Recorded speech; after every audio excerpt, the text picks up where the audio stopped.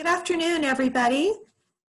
Welcome to everyone attending today. My name is Karen Burkhardt. I'm the Executive Director of the Colorado Springs World Affairs Council.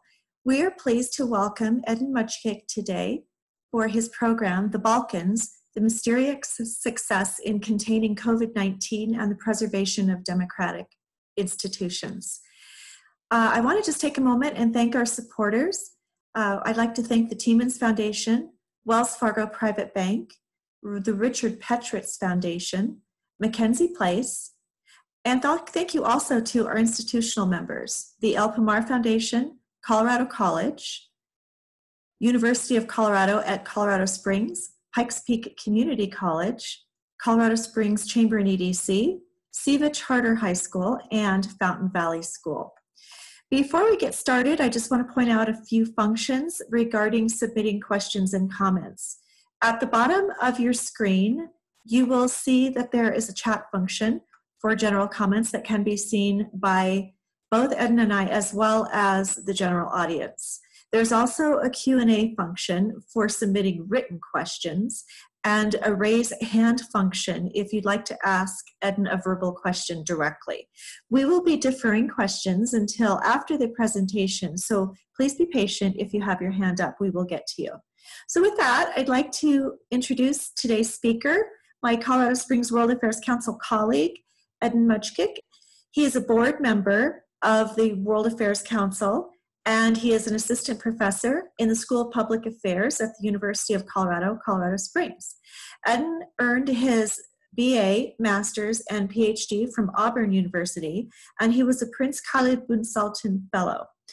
While earning his PhD, Edin also studied strategic leadership and national security at Air War College at Maxwell Air Force Base in Alabama.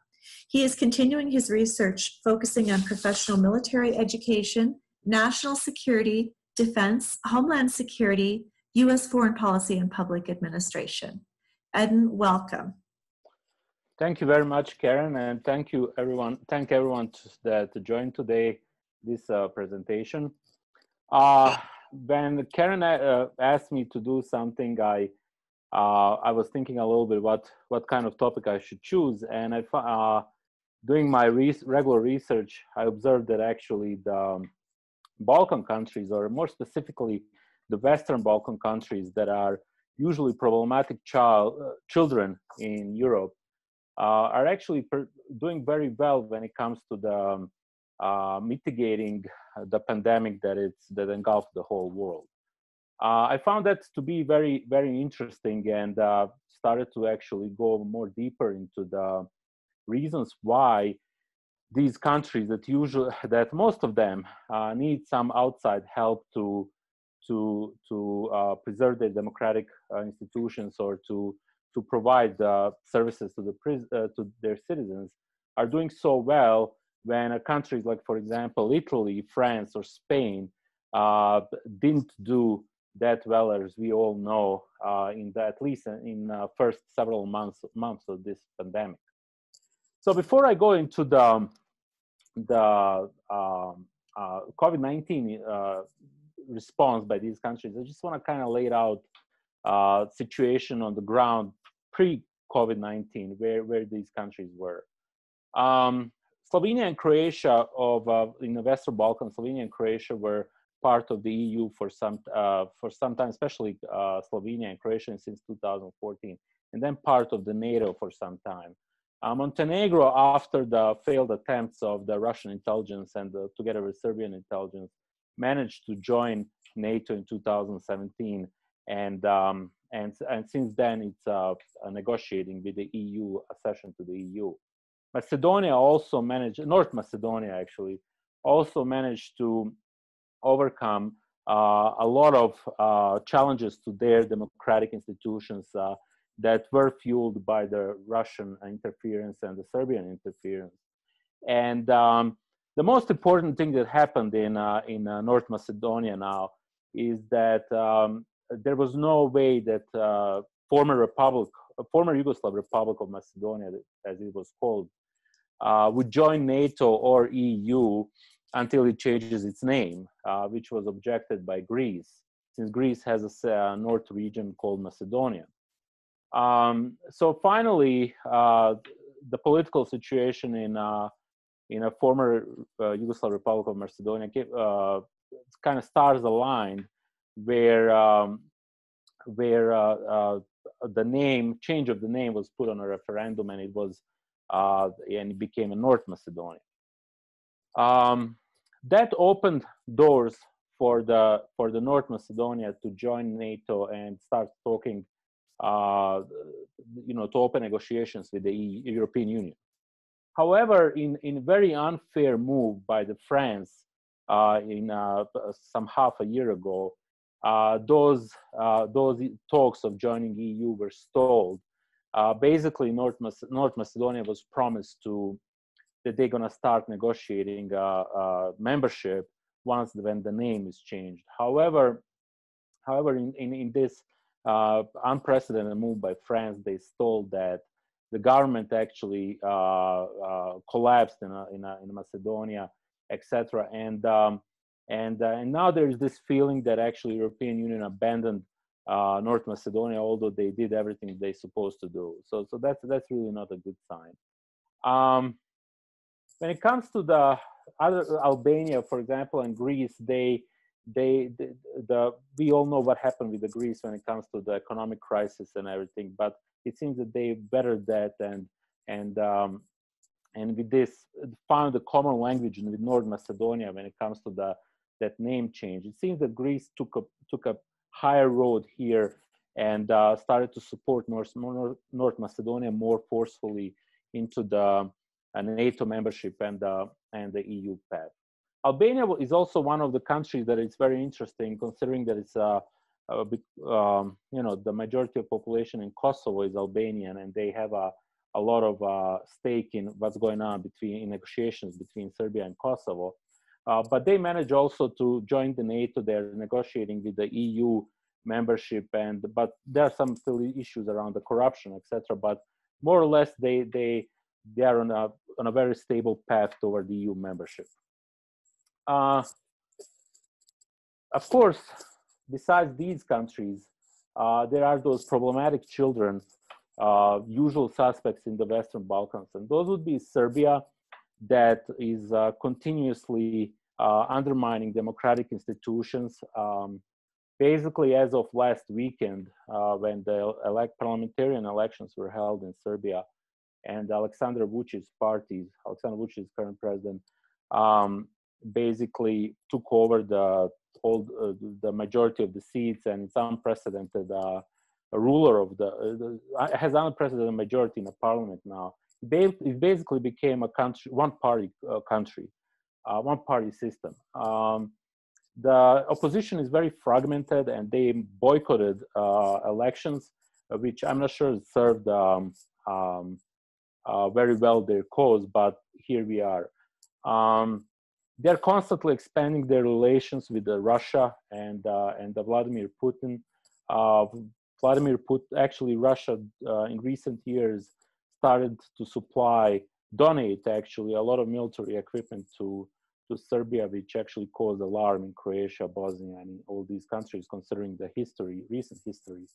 And it seems that's going to continue, that Russia is going to supply more fighter jets, etc., etc. So there's definitely expanding influence of Russia in Serbia, which is really not that good sign.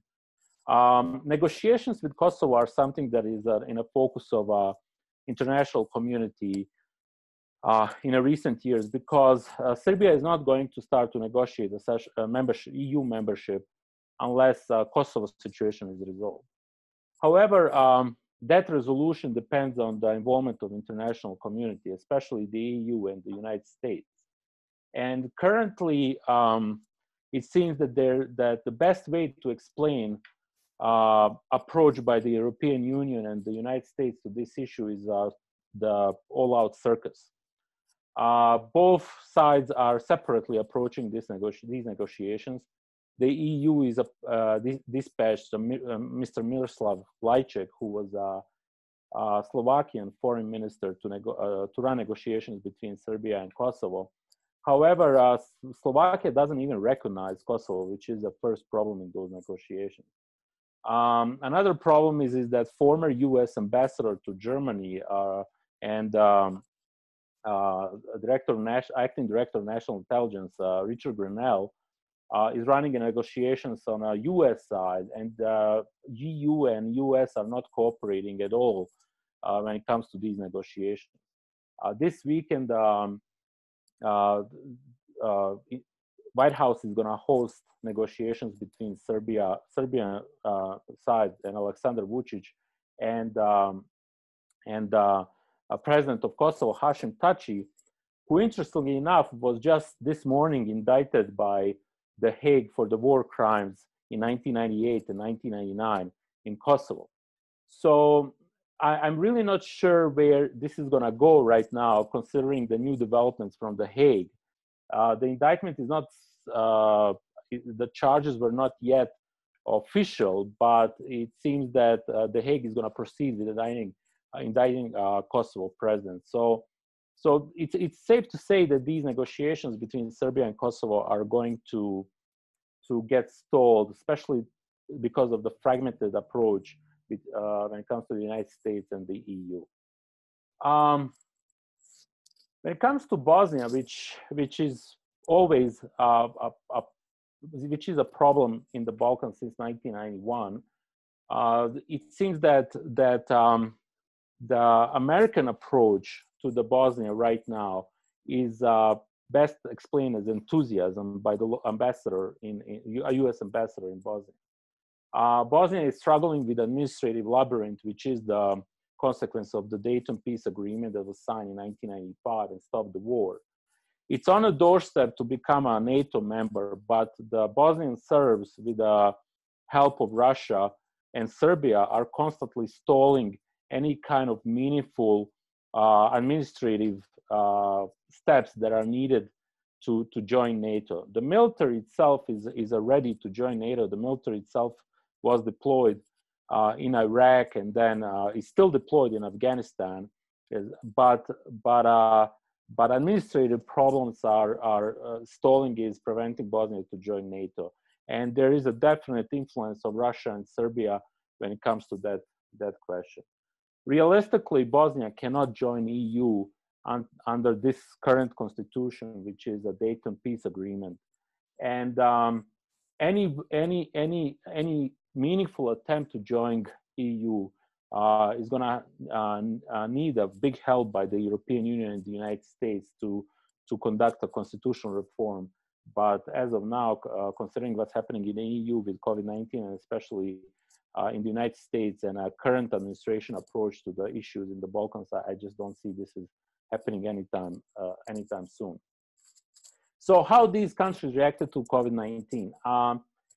As soon as Italy, it became obvious that Italy has a problem, Lombardia region has a problem with the COVID-19. All countries in the Balkans imposed pretty restrictive measures when it comes to the movement of the people.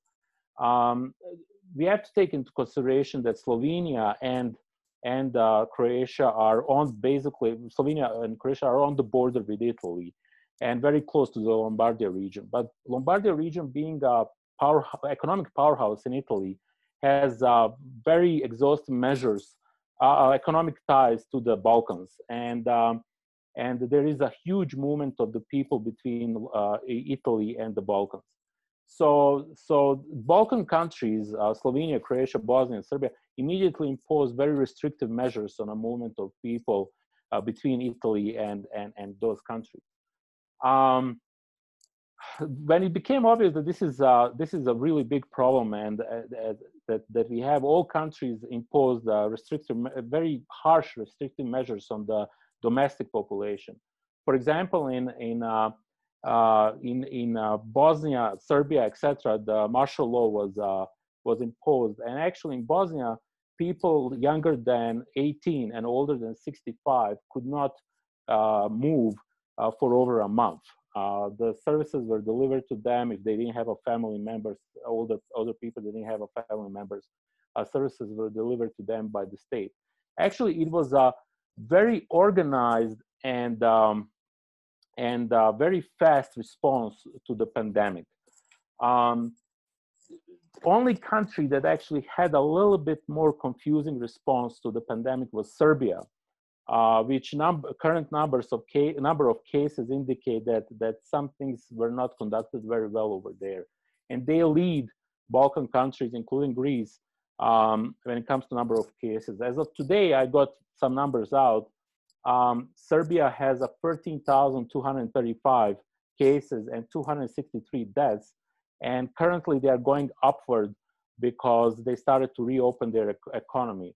Probably the best country that fared during this pandemic is Greece, considering the number or the population size, with the 3,302 cases as of today and only 190 deaths.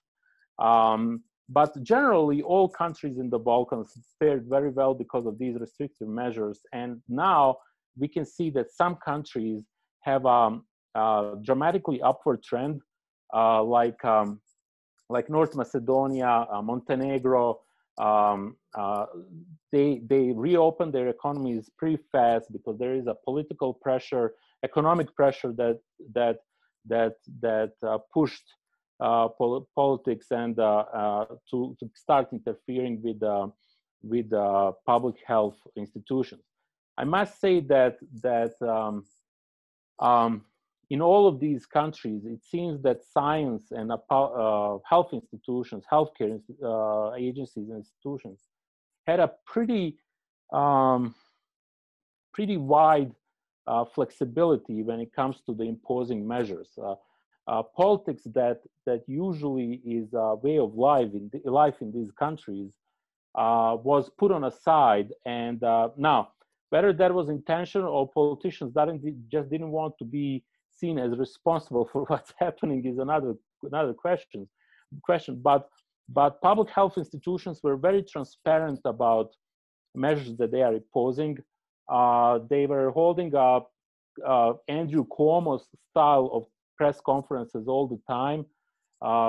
Public was very well informed what's happening, and there was very little pushback from a public for these very harsh measures that were imposed on them. Even in February, for example, WHO tests were already available in most of these countries at and people had a pretty easy access to them. My niece, who had high fever for several days in February, actually was tested for COVID-19 in Bosnia. So just tells that actually these countries reacted to this pandemic pretty fast and in a pretty organized manner. All countries never experienced any kind of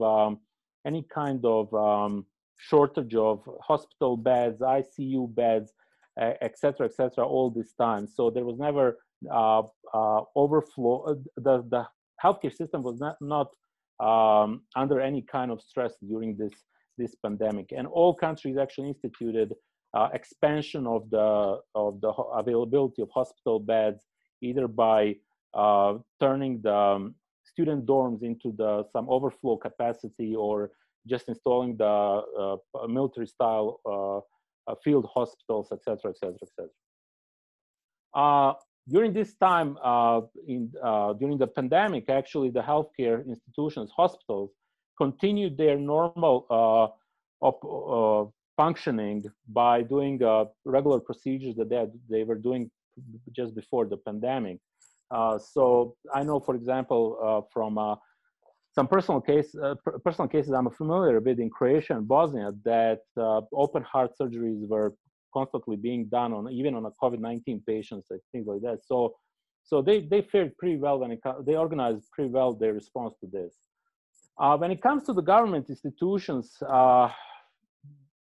first thing that comes into mind when it comes to the Balkans is what happened in Hungary, and how would can that scenario be possible in the Balkans? We know that Hungarian institutions were under the attack from Viktor Orban, president of Hungary, since prime minister, since the since he took since he's in a power in that country, that he's trying to undermine these democratic institutions in the Hungary.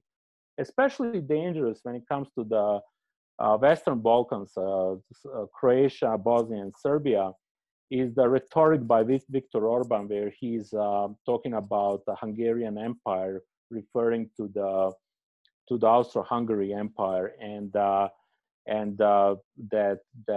you know, it was unfair how the empire was dissolved to the Hungary, which of course in considering the history in the Balkans is really not a good message. But Viktor Orban, as we know, used the COVID-19 situation to basically take extraordinary powers into his hands and turn Hungary what today is only way it could be described as a dictatorship, although it's a EU member and etc. etc. We didn't see that happening in the Western Balkans except in Serbia. But even what happened in Serbia is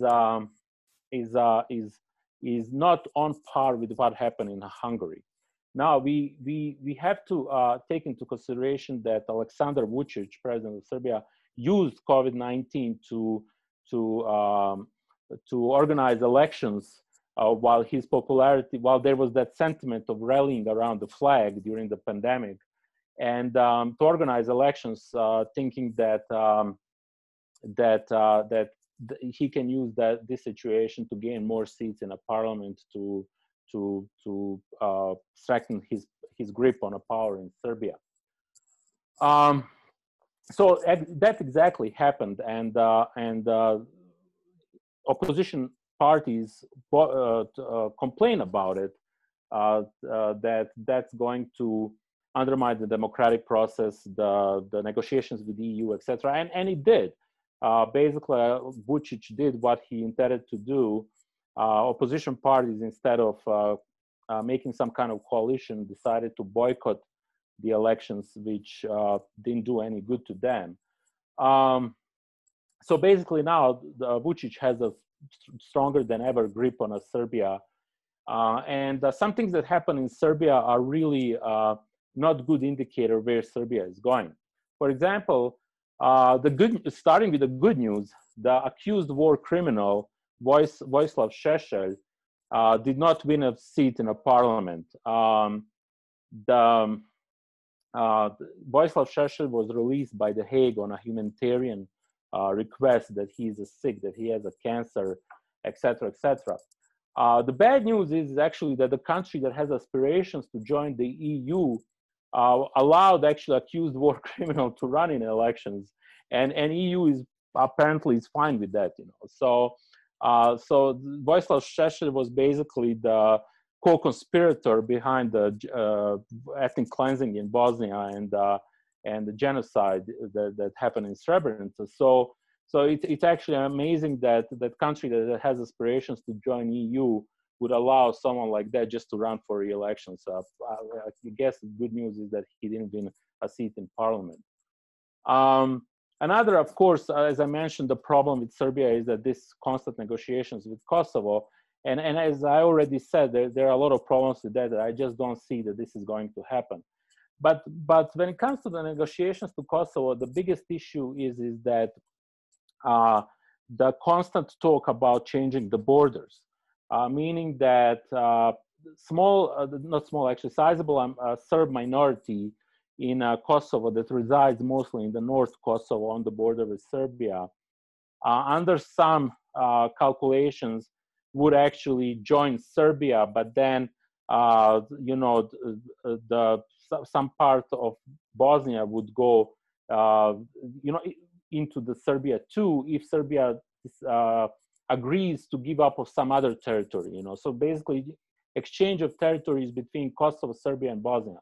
Of course, in Bosnia, no one is thrilled about that, any kind of talk about that. And of course, majority Croatian and Muslim parties in Bosnia don't even want to talk about that. And they immediately said this is just invitation for another war, you know, when no one wants to do that.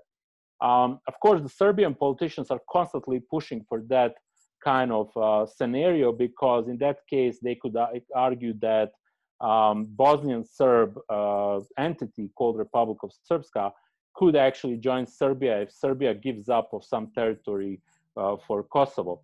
Of course, it doesn't help that actually Russians are also fueling that talk and spreading the rumors about that, just to kind of sow the confusion into political theater that's going over there, which is already a mess. So that of course doesn't help us over there. But when it comes to the Russian influence, which is very interesting over there, the Bosnia is actually the prime focus of Russians when it comes to the sowing confusion and trying to irritate the Western countries and the European Union and the US.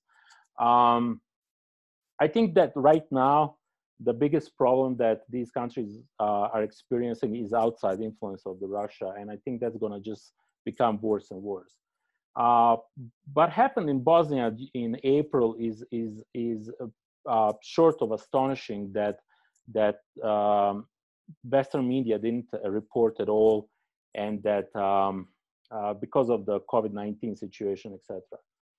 So in April, the Bosnian Foreign Ministry got a request from Russia for landing of their military airplane in Banja Luka, which is the capital of Republic of Srpska, that Bosnian Serb entity, and under auspices of a humanitarian aid.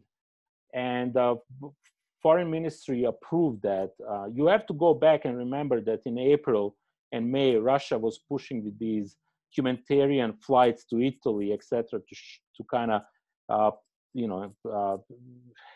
push with this perception of power that they have while neglecting issues in their own country.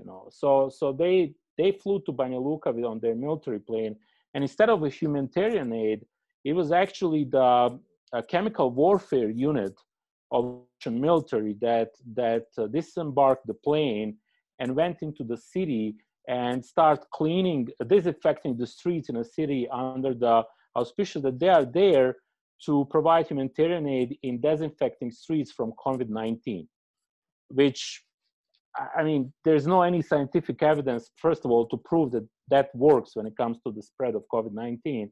And second, no one gave the permission to the Russian military to land and go into the city and do that in disinfecting. What happened is actually it was just a provocation by the Putin in a cooperation with Mr. Milorad Dodik, who has unprecedented power in a Republic of Srpska entity and is a member of a three-party presidency in Bosnia. They wanted to do this. The most worrying actually in this is that they wanted to do the same thing in a city of Mostar, which is the separated city between Muslim side and a Croatian Catholic side in Herzegovina, to do the same thing. However, the single member of Bosnian presidency blocked that, first of all, saying that Bosnian military is perfectly capable to do whatever it needs to do when it comes to disinfecting, but also it was indication that Russians are starting to use Croatia and Croatian parties in Bosnia and Croatia itself to exert influence in Bosnia. And the reason for that is that a few years back, biggest company in Croatia went bankrupt, which employed 50,000 people. We are talking about 50,000 employees in a country of 4 million. No one in the West wanted to give loans to this company to survive, and Croatia desperately needed to save this company considering the number of employees. So the only bank that agreed to do this was Suburb Bank from Russia, and they provided loans. But we all know when Russians provide the loans, that means that political favors are on to them. So right now, Russians, what they're doing is actually trying to use also Croatia to exert pressure on Bosnia and to sow confusion in Bosnia. And Croatians are, it seems, playing that game just to kind of keep funding open with Russia.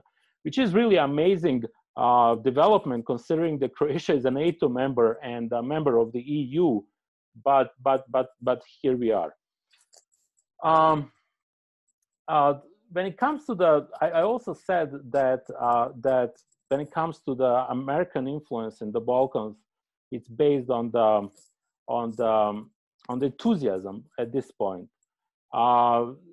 It helps a little bit, I think. At this point, I really don't know anymore, considering what's happening with this administration, that John Bolton is out of administration, because he was supporting this exchange of territories between Kosovo, Serbia, and Bosnia. Mike Pompeo actually was that against that solution. So at least from that standpoint, that there is some kind of encouraging news when it comes to the U.S. involvement over there. Throughout all this time, through COVID-19, the U.S. provided some necessary medical equipment once when there were some shortages of medical equipment because of the closed borders and because trucks were moving slowly between the countries. The U.S. actually stepped in and provided necessary equipment on military flights to Bosnia, Croatia, etc.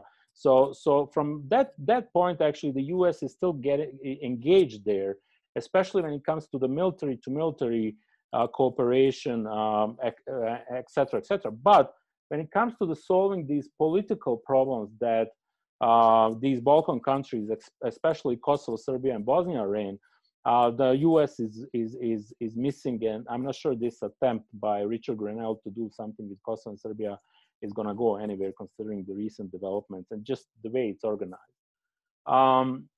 So that definitely needs to change. I'm hopeful that if we have a new administration, or if this administration gets its act together on in Europe, which I highly doubt, that something is going to be done to support these three countries in order to get them into European Union, and then Bosnia to NATO, because Serbia is never going to become a member of NATO, considering the NATO bombings of 1999. But the only way to get actually these countries outside of the Russian influence is actually to get them into the European membership, and then some of them to the NATO members, more particularly Bosnia.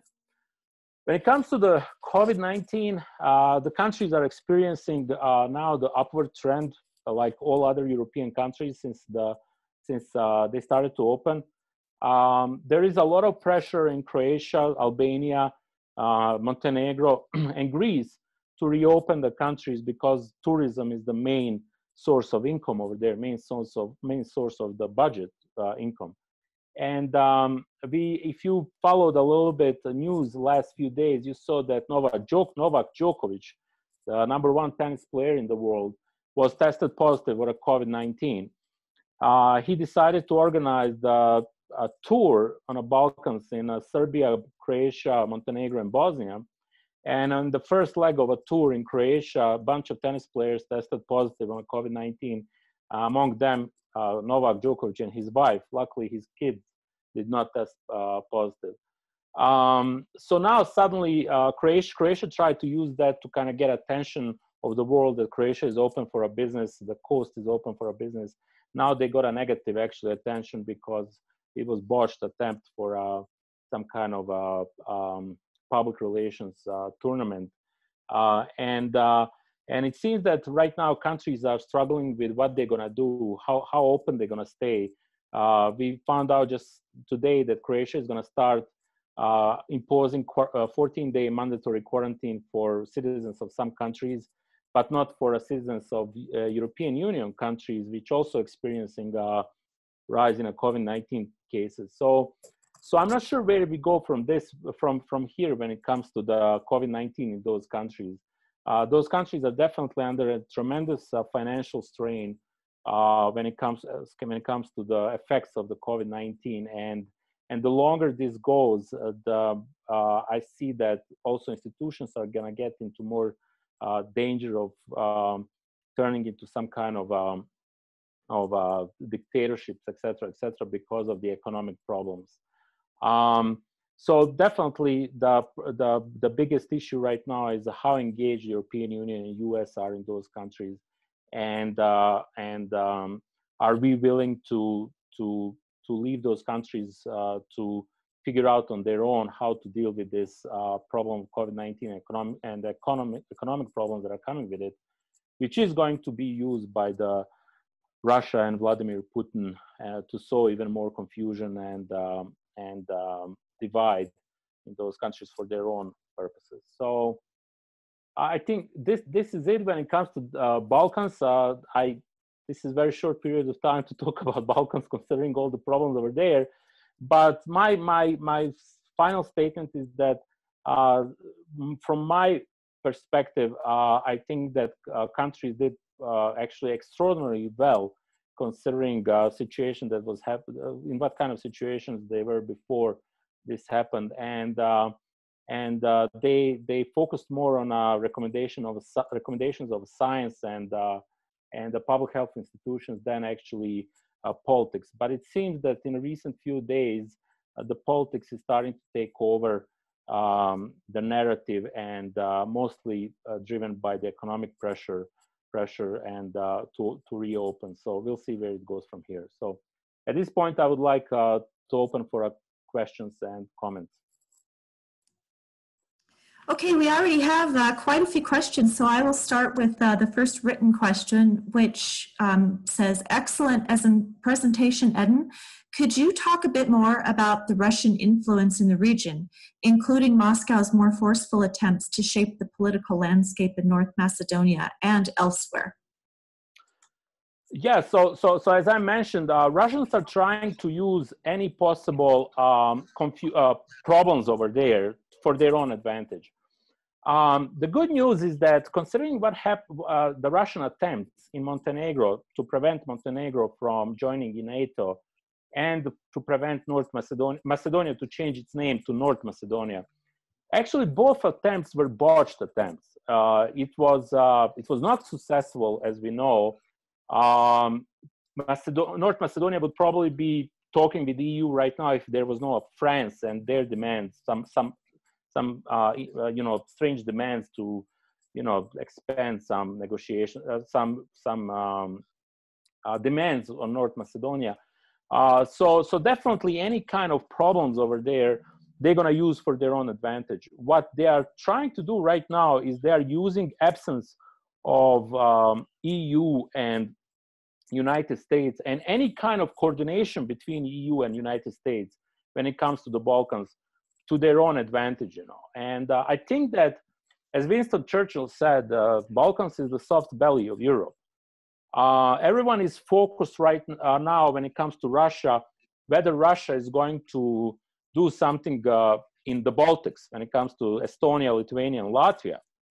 But those are NATO members. Those are EU members. There is a pushback from the NATO when it comes to Russia over there. If Russia wants to do something that's going to provoke NATO or EU, that's going to create further problems in the EU and sow chaos in the EU and the Western Alliance, is going to be Bosnia. And right now, we are not focused on the Balkans at all, the United States or the EU, and that's a problem. And Russians are going to use that. Okay, next question. How do you see today's indictment of Kosovo President Thaçi affecting the normalization dialogue? Does the indictment cause loss of U.S. credibility in the region based on the U.S.'s tacit support of Thaçi to reach a final agreement? It's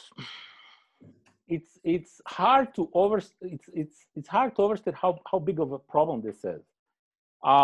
First of all, it shows that the United States does not have any kind of coordination currently with the international organizations.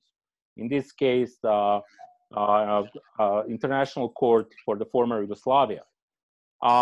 It was just a matter of the time before Thaçi is going to be indicted. I mean, that was a pretty known thing. Thaçi was trying constantly to undermine The Hague, trying to constantly to prevent the court to gather any kind of evidence, etc., etc., etc. We all know that Balkan wars the majority of those who were indicted by The Hague were on a Bosnian Serb and a Serbian side, and when it comes to Kosovo, also on a Serbian side. But that doesn't mean that other sides didn't do crimes against humanity.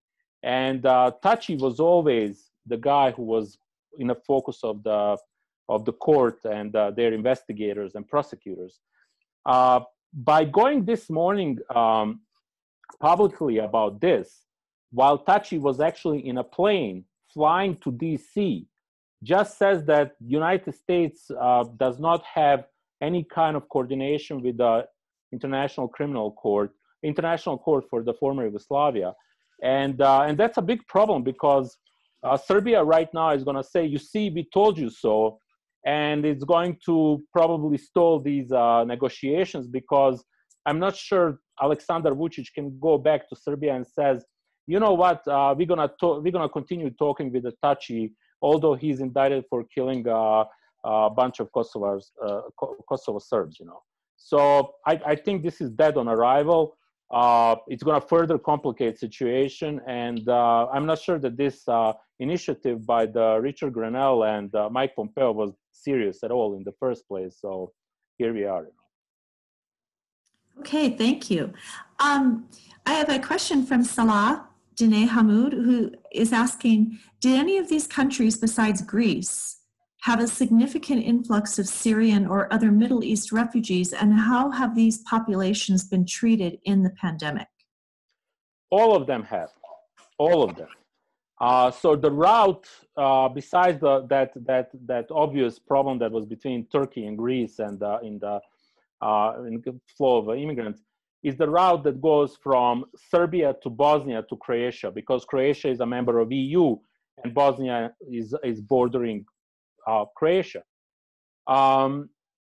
There is a constant flow of refugees and the migrants. They are treated poorly. The Bosnia doesn't have, first of all, financial resources to provide proper housing for so many immigrants that are stuck there, because Croatia is defending the EU border. Croatian police got involved, border police got involved in a lot of abuses, beatings, etc., etc., etc. Bosnian border police, while it's unified, has to police border in Republika Srpska with Serbia. Republika Srpska is openly trying to undermine any institution in Bosnia that's going to strengthen central government and provide some kind of services to the citizens. So Bosnia is having to deal with these issues internally, and the migrants are managing to get through. Then they're stuck in northwestern Bosnia in these camps that are horrible, and we have evidence of internal fighting, stabbing, killings among immigrants between themselves. Then Bosnian riot police needs to get involved into that. And I'm not sure what is the solution for this, because while EU was trying to resolve this issue with Balkan countries when it comes to immigrants, now since this pandemic is going on, that's kind of put on the side, and no one cares about that. And the reason why that route is going through Serbia and Bosnia is that Hungary raised that famous fence between Serbia and Hungary, and so that's kind of right now the easiest way for these immigrants to get to the border of EU and try to get to the EU through Croatia. But situation is horrible, and they're living in horrible conditions, and no one is talking about that actually. So I'm not sure that there is any attempt to resolve that issue right now. Thank you. Next question. How is COVID-19 used to facilitate the vote of no confidence against former Kosovo Prime Minister Kurti? So same like in Hungary, the situation was used for political purposes to a certain extent. But the biggest issue actually there is not that COVID-19 was used. The biggest issue was that it seems that a lot of political scientists who are authority on the issues in the Balkans, like Jasmin Mujanovic and others, claimed that actually it was supported by the United States, and that United States pushed that openly. Richard Grenell pushed that openly to happen. So I think there is more to that than just COVID-19. I think the picture right now is very confusing, considering the indictment of Taci this morning, and where that leaves us right now. I think, like I said, this is dead on arrival, but that specific situation, that specific event that happened, that vote of no confidence, is more than COVID-19, and it has to do something also with the involvement of former U.S. ambassador in Germany, Richard Grenell. That's kind of agreement right now among political scientists in the Balkans. Okay, next question from Nancy Wilson. I can only speak about North Macedonia and Kosovo, but when living there, I saw a huge difference between the public hospital system and private hospitals. Do you know whether both systems are equally prepared to deal with a COVID outbreak? Is there any cooperation between the two? Does this system further separate and have the potential to add to corruption in the Balkans in the event of an outbreak? So North Macedonia had compared to the number of compared to the population number, had a compared to other countries had a pretty high, except Serbia, had a pretty high number. They had like 5,445 cases and some 260 deaths, which is pretty high for a country of 2 million people, taking in consideration what happened in other countries of the Balkans. There is definitely big disparity, but in my contacts with the Macedonian military officers that I'm in touch with, it seems that there was no overrun. They didn't have a problem with the capacity in the public hospitals, and that they never had an issue with ICU beds. Also, we have to take into consideration that recently all these countries, especially actually North Macedonia and Montenegro, Bosnia, made a pretty big steps forward when it comes to the reorganization of their public health systems, how much money they invest in these systems, et cetera, et cetera. So there were no signs of strain on these systems. Now, from my educated guess, I would say there is still pretty big difference between private, pretty big difference how those who are who have money are treated than those who don't have money. Corruption is still very big problem in those countries, especially Kosovo, and it would be surprising if we saw that everyone is treated equally, that everyone has an access equally to these institutions. So I would say that still exists, but I wouldn't say definitely things are improved in last decade or 15 years than what it was during immediately after the conflicts over there, et cetera, et cetera. Thank you. The next question is, why doesn't the EU have a provision to deal with dictators? To me, the EU, first of all, the response to the COVID-19 showed a lot of weaknesses, institutional weaknesses in the EU. We saw that there is the chaotic response when it comes to coordination between these EU countries.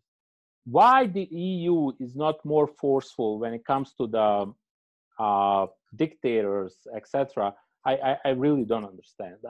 I can kind of guess that EU is still, there are still a lot of remnants of old European politics, pre-World War I politics and sentiments in the EU.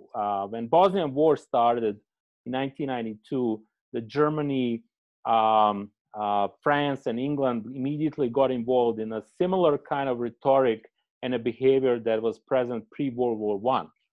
And why they don't have a provisions? Why EU is allowing for this to happen in Hungary and the Poland to a certain extent? I really don't understand. I think it's a big problem because it undermines reputation of the EU. It undermines everything that EU stands for. I would argue today that the freedom of press in North Macedonia or Bosnia is actually at a higher standard than it is in Hungary. But Hungary is an EU member. So why they are allowing this to happen? Why they are not why they are not sanctioning Hungary or some dictators outside of the EU that are still trying to negotiate with the EU is beyond my understanding, and it is a big problem reputation-wise for the EU, what the EU stands for. So I think they're going to have to address that sooner or later. Thank you. The next question from Stephen Wasco is, as we know, China has their nose everywhere. Is there any Chinese interest and presence in the area? Huge. That's why I didn't address a lot of issues, because I knew they're going to pop out in a Q&A. There is a huge presence of Chinese companies, Chinese financial interests in the region. And partly, again, same like with Russia, it is the US and EU who are blamed for their presence, because they are using vacuum left by the EU and the US, and they are there. So for example, right now, Chinese banks and Chinese contractors are building the biggest coal plant in the Balkans, in Bosnia. Bosnia is a huge energy exporter, electricity exporter in the Balkans, because of the hydropower it has and the coal plant power it has. And so it decided to go into overhauling this power plant, expanding, etc., etc. So EU imposed some restrictions on that. Didn't want to agree on a financial model how to actually finance that power plant.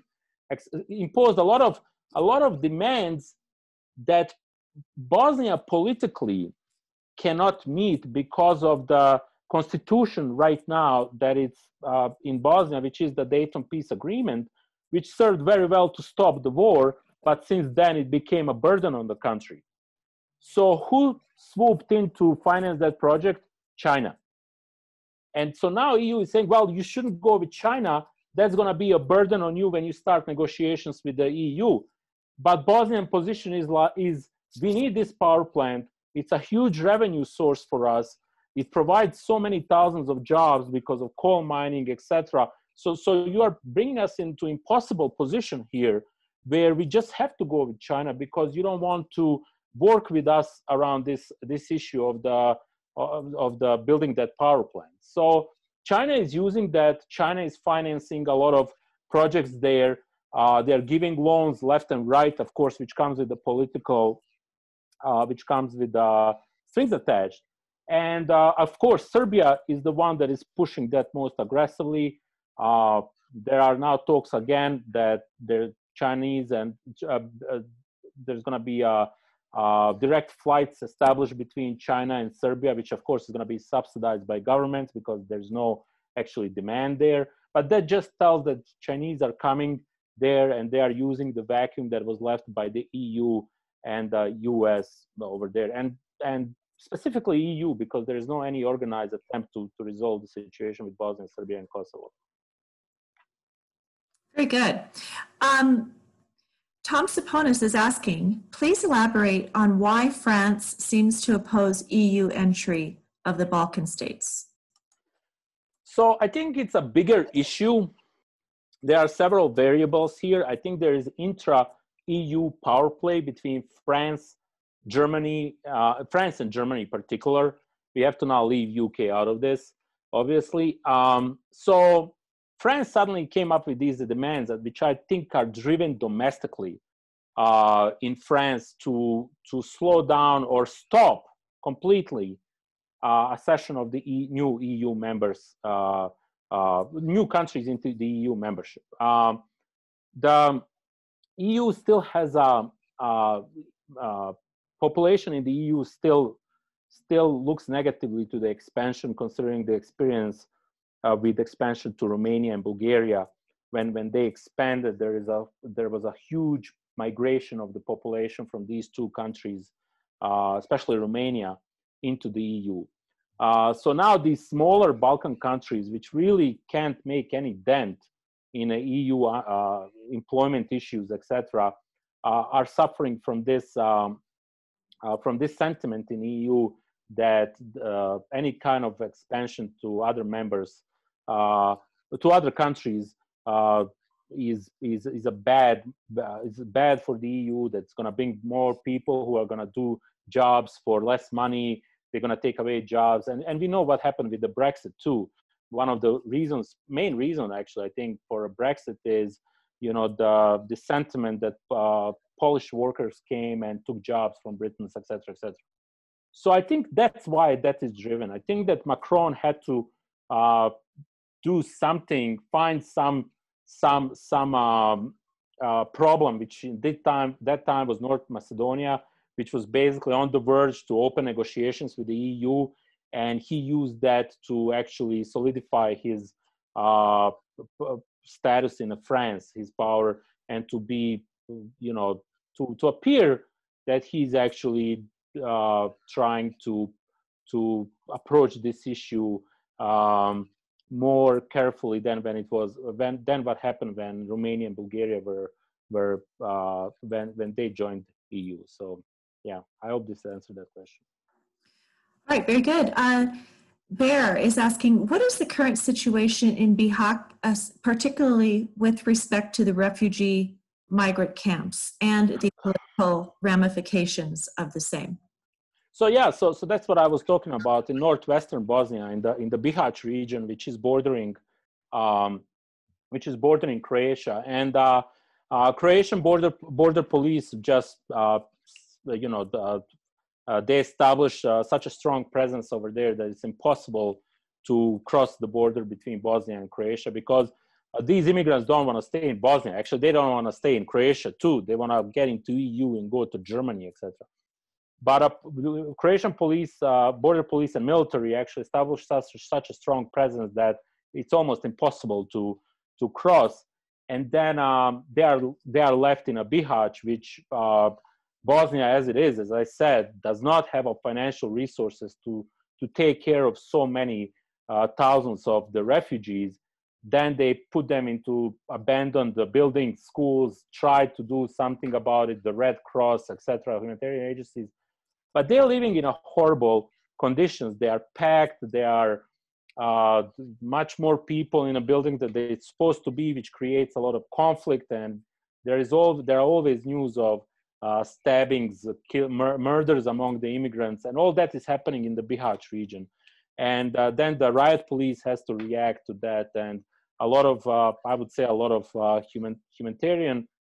human rights are violated right now in the northwest Bosnia because of the situation that they are in. Bosnia cannot provide any meaningful accommodation to these people, and EU and US kind of stop paying attention to that since the COVID-19. So it's a horrible situation, and I'm not sure that there's any organized effort to help these people more right now.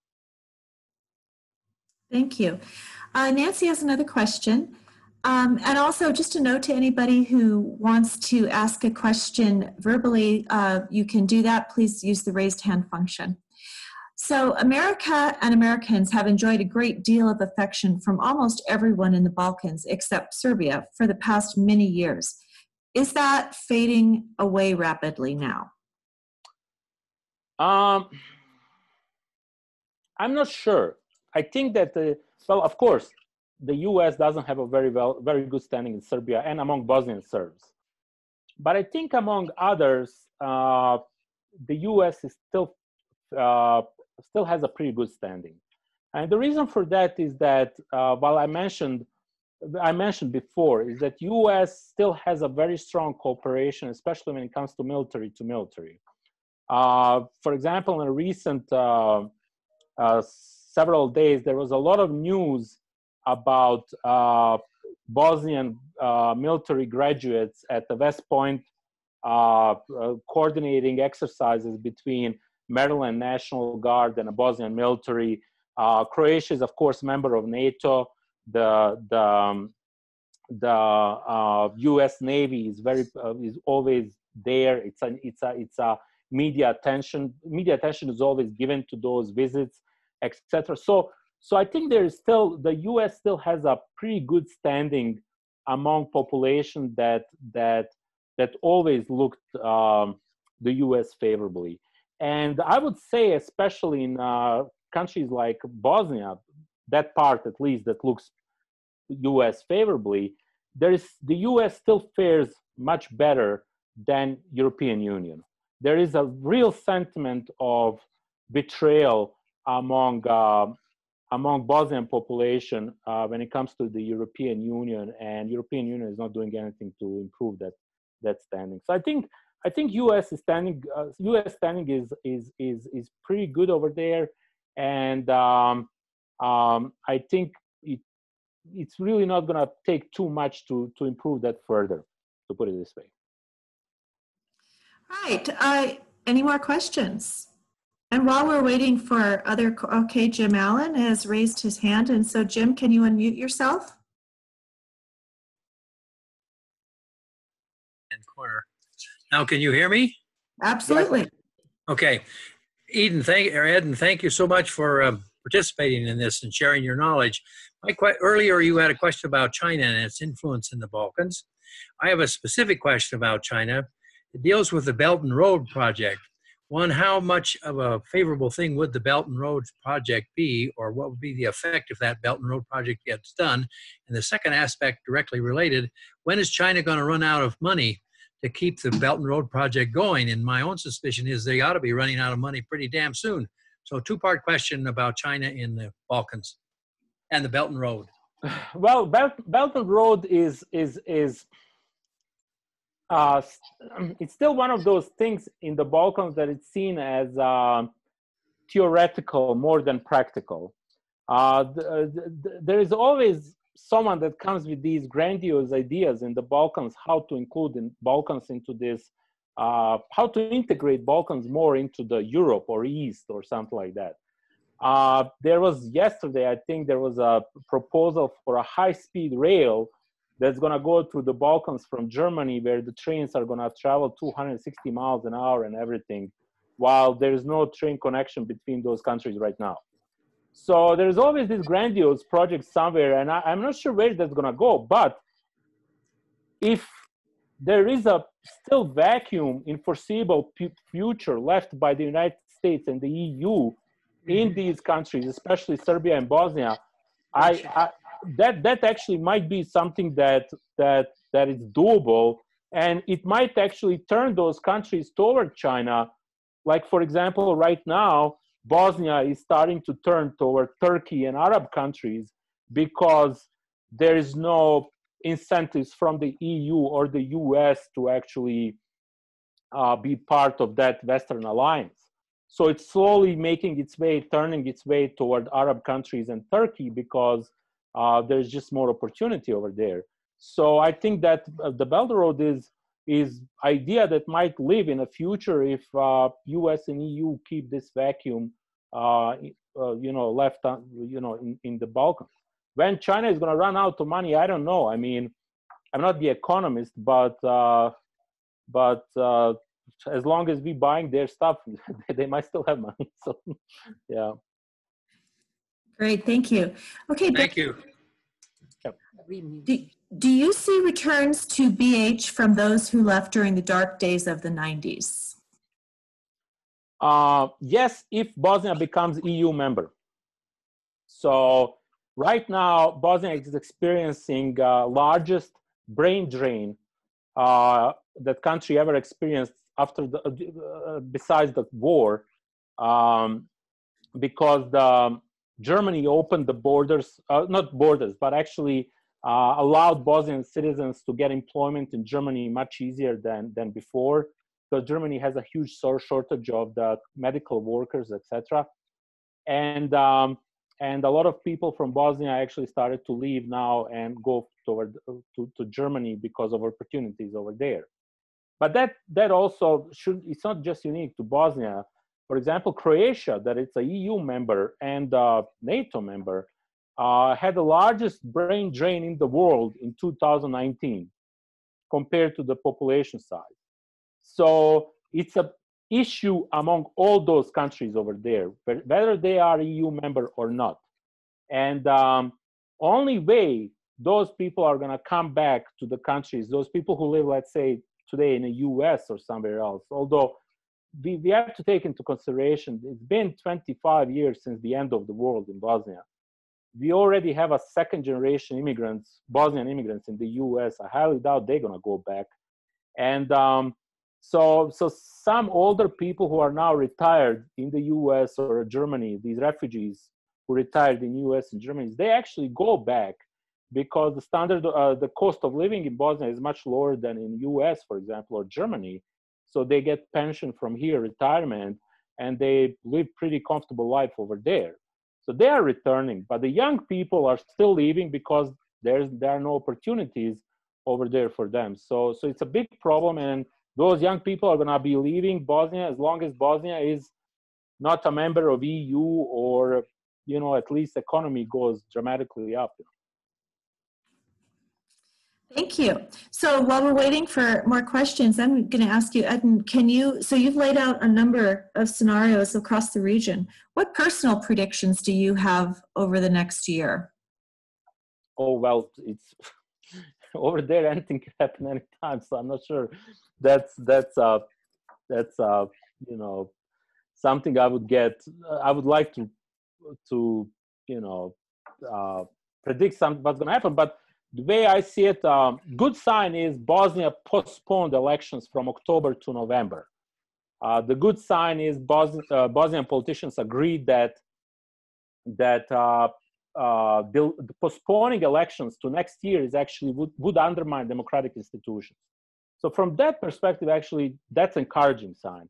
There are several other encouraging signs in Bosnia when it comes to the old city, Mostar, old Turkish city that is now divided between Muslims and Catholics, and the way how they're gonna conduct elections. That's also encouraging. But I really don't see anything else in former Yugoslavia, in that Western Balkan regions, being being an encouragement, because there's just no any kind of effort by EU and the US to get those countries into European Union, and with that take them out of the Russian influence. And I think that that picture is going to get grimmer. It's going to get worse before it gets better, because the more this pandemic, the more economic toll the pandemic takes, the more Russians are going to get involved over there, just to sow divisions and confusion and chaos. And I'm not sure that those countries can fight off that without help of US and the EU. Thank you. We have a hand raised from Tom Saponis. Tom, go ahead and unmute yourself. Not really a question, but a comment. First of all, I really enjoyed your talk, but the last 2 years I've gone motorcycling in the Balkans and have just loved it. Great place. The people are very welcoming to Americans, and it's sad to hear how difficult the political situation continues to be. And Russia, I think, it doesn't seem like there's any obvious military advantage here for them doing this, other than just continue to poke the US and the EU in the eye. Is that how you see it? So, yeah, there's no military advantage, but we have to go back to the times of the Yalta and Tehran, and even before that, before Second World War, where former Yugoslavia, was always intra-zone for back then former Soviet Union, because of the warm waters of the Adriatic and access to the Mediterranean, etc., etc. But we all know how that resolved. The Tito separated from Stalin in '48, etc. And Russians were never actually left that. Although Tito did those Stalinist purges, Tito purged people who were supporting Stalin and things like that. But there was always this strong influence of Russia trying to do something there. in the Balkans, whether it's just being against the United States interest over there for the sake of being against that interest. We know that during the Bosnian War and the war in Croatia and the war in, especially the Kosovo War, the Russians were objecting anything that United States proposed or the European community at that time that they tried to propose. You know, Russians were always against. One thing that I didn't mention, which is very complicated, is that Bosnia is still not fully functioning democracy, not because Bosnians don't have those institutions, but because of the Dayton Peace Agreement installed Office of a High Representative in Bosnia, where High Representative in Bosnia under the Bonn clause actually has an ultimate authority, and that High Representative is appointed by international community. So right now in Bosnia, the High Representative can actually nullify any decision that's passed by the parliament or a presidency or something like that, which in the last 10 years is not happening anymore. The international community kind of left it unchecked. But in order to get any decision by High Representative, you know, if High Representative wants to do anything, he needs to get agreement from this body that is constituted by the European Union, US, Russia, Japan, and some Arab countries. And every time Office of High Representative wants to do something, Russians are against it. It doesn't matter what it is. It doesn't matter how minuscule that is. Russians are against it. So they're trying to do anything they can to sow division, anything that it's interest of European Union or United States, Russians are against it. And they find a fertile ground in the Balkans to do that. And it's a big problem. It's a problem. Like you said, it's poking the eye of the United States and the EU. But as we know, Balkans, that can get out of hand very fast. Thank you. Do we have any other questions? And Jim Allen, go ahead. I unmute myself. Edin, it's me again. This question is going to sound like it came in from left field, or at least right field. Melania Trump was born in Slovenia, which is pretty close to the Balkans. Does she have any outside influence in the area through her family connections that remain in the Balkan area, or at least Slovenia? No, I mean, Melania was born in former Yugoslavia, and I think she left Slovenia in 95 or 94, I'm not sure. I really, to my astonishment, because Balkans is always prone to conspiracy theories and you know that, and there was not really a lot of news about Melania Trump, because I think when she left, she kind of just forgot Slovenia and didn't really maintain that much connection anymore, except family ties with the country. Her not having much influence is true here in this country too, it seems like. But go ahead with further thoughts. so I mean, there was when Trump was elected, there was a lot of kind of talk about her and things like that. But then that was just gossiping, and that kind of went away. And she's not in the news at all. Have her parents immigrated to America or any? Yes. Well, I don't know did they immigrated, but they are American citizens. Yes. Okay. Thank you. Yeah. Okay, Nancy, you can unmute yourself.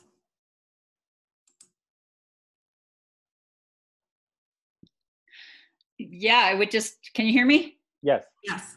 I would just say I spent a couple of days with two gentlemen from Slovenia last year, and they said, we don't care a hoot about Melania Trump. We don't like her at all. She turned her back on Slovenia when she left, and, you know, never claimed she's from there. It's only through research people have discovered that.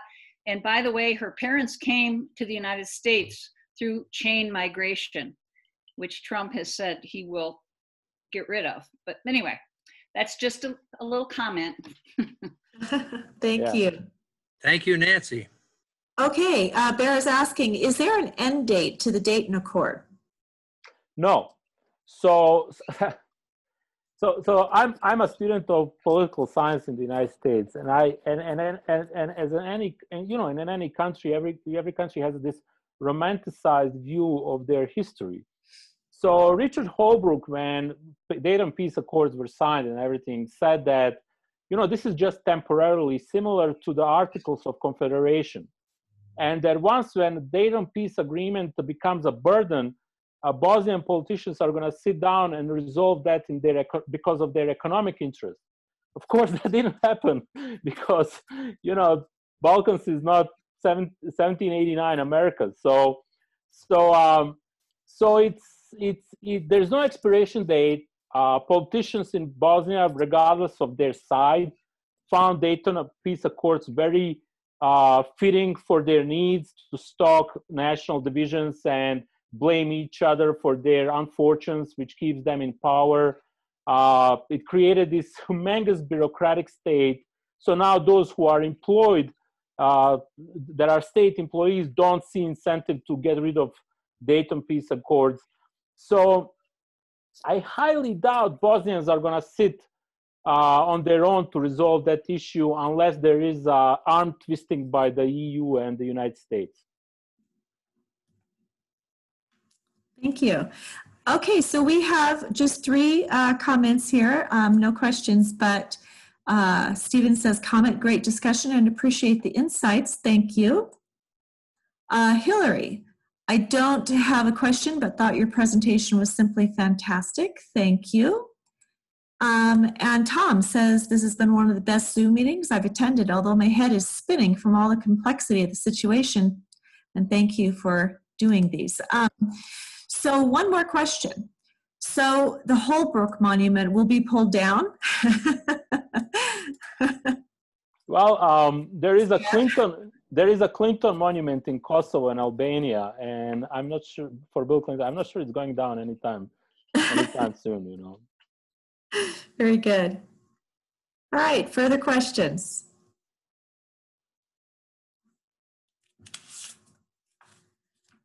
Okay, well, I think unless we get, oh wait, one more question. Let me see here.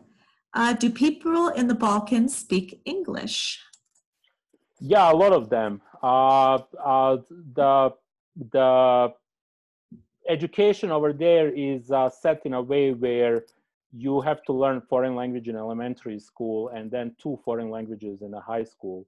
So usually those are English, German, English and German in most cases, how much, and most people retain pretty good knowledge one or the other because they always think they might go to Germany to work or Austria or United States. So a lot of people actually communicate very well using English, German.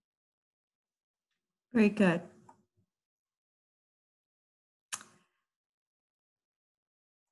Cheryl Klein says, thank you for sharing your expertise in this excellent presentation. So informative. Thank you, Cheryl. And I'm sure Edin thanks you also. Thanks everyone. Thank you everyone who had who commented. Thanks. Yeah. Okay. Final questions, or I guess we may go ahead and wrap it up for today. And I just want to say thank you for being willing to provide us with your insights and your knowledge and taking the time to do so. We really appreciate it. I will put this online with a link. So if you have friends that were not able to attend today, please do share. Okay. And let me just also remind everybody, we do have a program on Friday at 11 a.m. For a panel discussion. This panel discussion will be moderated by my colleague, Jamie Beckett, who is our International Visitor Program Manager, and she will be speaking to some evacuated Peace Corps volunteers. So the program is entitled U.S. Peace Corps Paused, a discussion with COVID-19 evacuated return Peace Corps volunteers. I know that we have a lot of people in our council who are former Peace Corps volunteers, so I know it's a little bit close to this program, but please do take the time and tune in, and we'll hear Jamie. And again, thank you, Edin. And please keep your eye on email for programs coming up in the near future. Thank you. Thank you. Thank you. All right.